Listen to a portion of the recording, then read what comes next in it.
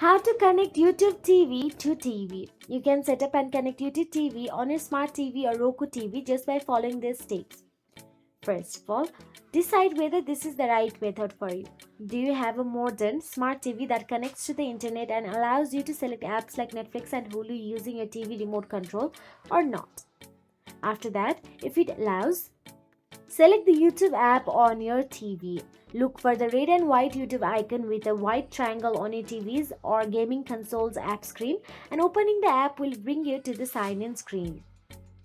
If you don't already have the app, you will have to download it from your TV's or gaming console's app store.